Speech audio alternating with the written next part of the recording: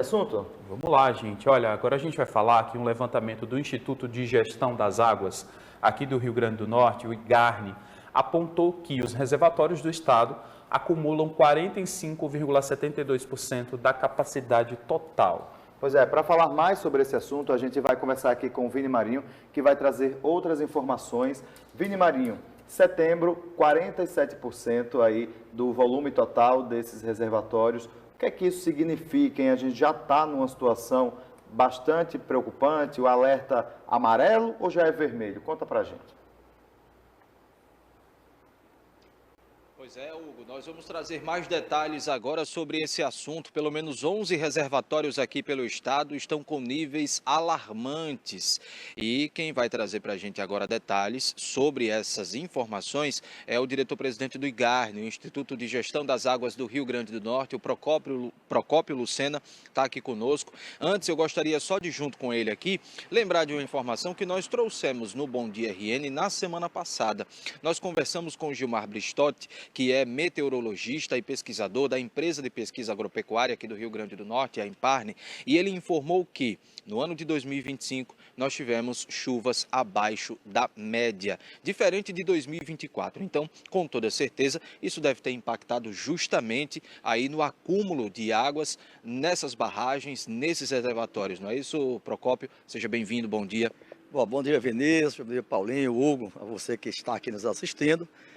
Bom, isso é um fator natural, né? A seca é um fenômeno climático, portanto, é um fenômeno físico natural característico do nosso semiárido brasileiro, né? Uma região semiárida, que tem uma semiaridez e depende de vários fatores climáticos para que a chuva chegue.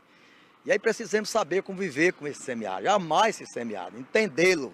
A primeira coisa para você saber cuidar de alguém é entender essa pessoa, portanto, entender a natureza climatológica do nosso semiárido e compreender a nossa semiaridez, né? E a nossa caatinga, o nosso bioma é fundamental para poder entender essa situação, né, de chuva no Nordeste. Isso é histórico, né?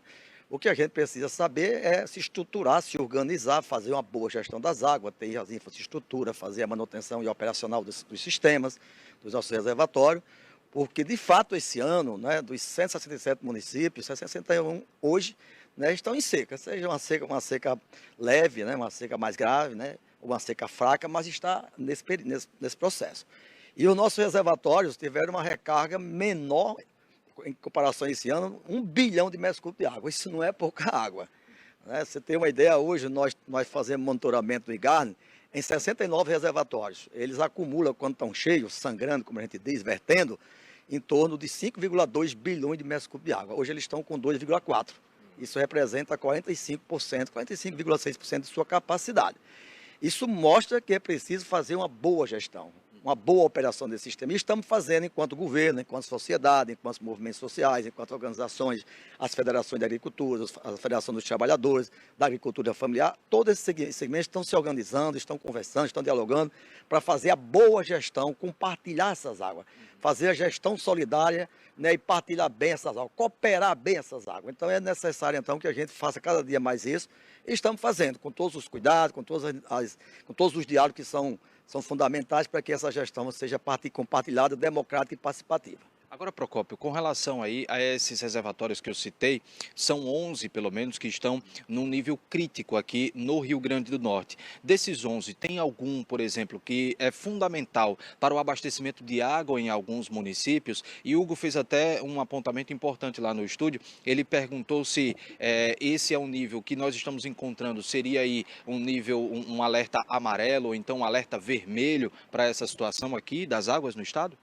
Olha, no momento quando os açudes estão secos, né, eles causam uma série de preocupações, tanto do ponto de vista do abastecimento humano, quanto também dos diversos outros usos, né, da agricultura, na pecuária, na piscicultura, na renda, no emprego, e são impactados, evidentemente.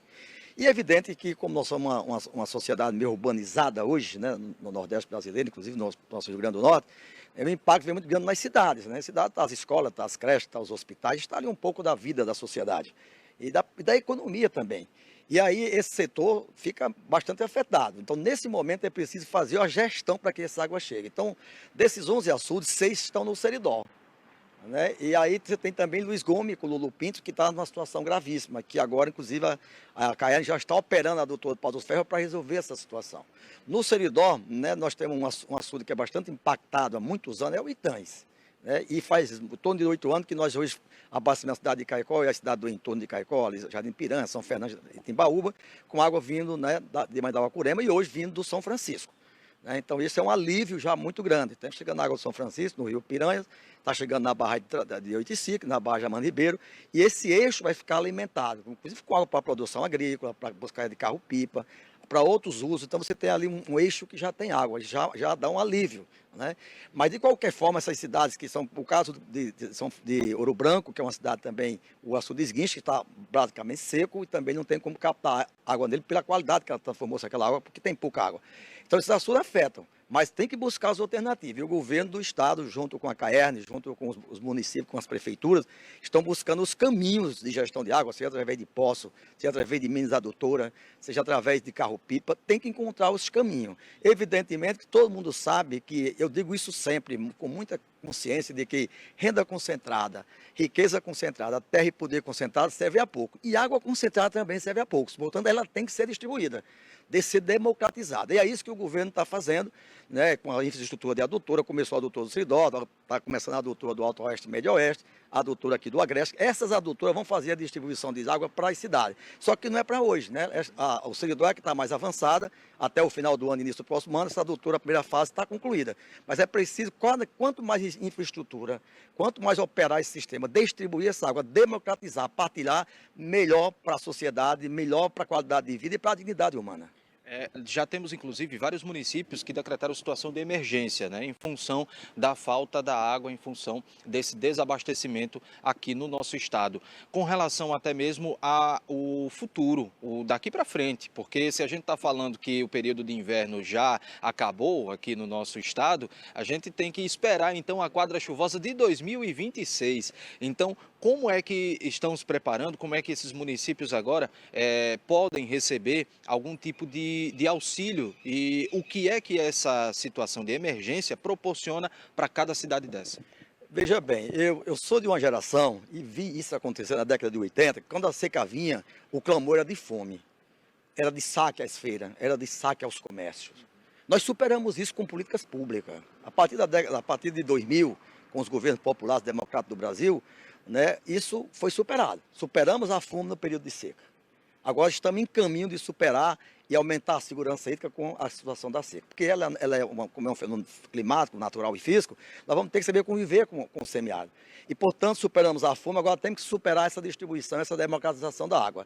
E aí, claro, nós temos que ficar sempre preparados para que o ano seguinte, né, possa vir mais uma seca, ou um ano irregular, ou de má distribuição de chuva. Nós não queremos. Mas nós não temos governabilidade sobre a chuva. Nós temos governabilidade sobre as águas que temos. Fazer a boa gestão, bom gerenciamento. E o governo do Estado, que é um governo, né, aberto ao diálogo com a sociedade, está dialogando esse decreto com todos os segmentos da sociedade. Com a sociedade civil organizada, com os movimentos populares, com as igrejas, com as federações, né, da agricultura familiar, dos trabalhadores, né, com os órgãos de governo. Está se discutindo para sair um decreto dialogado, um decreto construído coletivamente, nada imposto. Porque, né, num momento como esse, é preciso articulação, é preciso diálogo entre os governos federal, governos estaduais e o governo municipal. E com a sociedade, de forma que esse decreto está saindo de forma muito planejada, muito discutida, muito pensada, para que seja o rosto e a cara da necessidade real da sociedade e dos governos municipais e das regiões e do nosso semiárido do Rio Grande do Norte. Mas nesse momento é preciso dizer assim, há planejamento, há expectativa da chegada das águas do São Francisco, isso cria uma nova relação, que todo um eixo do Seridó até o Vale do Açu, você tem água já para dar um suporte para distribuição, para captação, para produção de alimentos, para levar os animais para lá. Tem muito agricultor já arrendando propriedades, já produzindo rações de animais. Esse volumoso é estratégico. O governo está pensando num programa, inclusive, aí de concentrados, né, junto com a IMPAR, junto com a EMATER, junto com a Secretaria de Agricultura do Estado. Portanto, tem um conjunto de ações em campo. Aí vamos dizer, é suficiente? É necessário se adaptar cada vez mais e melhorar. Então, no semiárido pode acumular água, agora tem que fazer manutenção, operação no sistema de distribuição, com participação social, com participação da sociedade, de todos os atores que compõem essa arena política e social, e econômica e humana. Mas é nesse quadro que nós estamos vivendo e preocupado. Claro, 2026, se vier uma nova seca, será mais preocupante ainda e teremos que estar cada vez mais preparados para enfrentar isso. Perfeito, Procópio. Muito obrigado pelas suas informações, diretor-presidente do Instituto de Gestão das Águas aqui do Rio Grande do Norte. Volto com vocês no estúdio, Hugo, Paulinho.